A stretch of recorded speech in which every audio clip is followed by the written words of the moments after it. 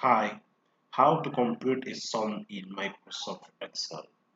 So in this video, we are going to show you how to use a sum to calculate a total of these variables. So to calculate a total, the sum of these variables, you just need to go in Excel cells in which you are going to compute a sum, type equal sign or plus or negative. So I will consider for this time the equal sign.